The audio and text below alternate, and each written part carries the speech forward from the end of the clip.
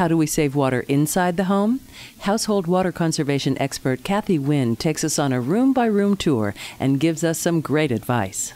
The first thing I would recommend for anyone trying to save water is to learn how to read their water bill. I brought a sample water bill for a family of 5. They use 21,000 gallons of water. For a family, typically should use about 50 to 60 gallons per person, and so this bill should actually be closer to 10,000 gallons. This could mean they have a leak, or it could just mean they're not using water as efficiently as they could. Let's take a look at some ways they can save water. The first thing I would recommend to save water in the home is knowing how much water your fixtures use. Take a kitchen sink. It can use anywhere from 3 to 5 gallons per minute. I would check and see how much water your fixture uses, and if it uses more than 1.5 gallons per minute, I would get a new low-flow aerator, and I would change out the existing aerator. That can save you a substantial amount of water. Another big water user in the home is the dishwasher. Typical dishwasher uses 14 gallons per load. Now they have new low-flow technology that uses only 7 gallons per load.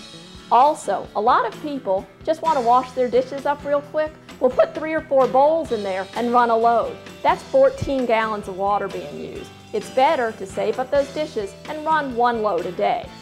Another thing people do when they're using a dishwasher, they finish up with dinner, they rinse their plates off. That's more water going down the drain. I would recommend scraping the plates instead. You're not using any additional water, and they're still getting clean. The next most important room for saving water is the bathroom. Let's go in there and check it out. The biggest water user in the home is the toilet.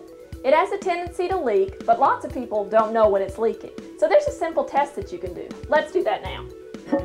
First, you want to remove the toilet tank lid, and then we're going to use something common you find around the house, food coloring. It's really simple, just a few drops into the tank. Replace the lid. Wait 15 to 30 minutes. Check the bowl. If there's blue dye in the bowl, you have a leak. If not, no leak.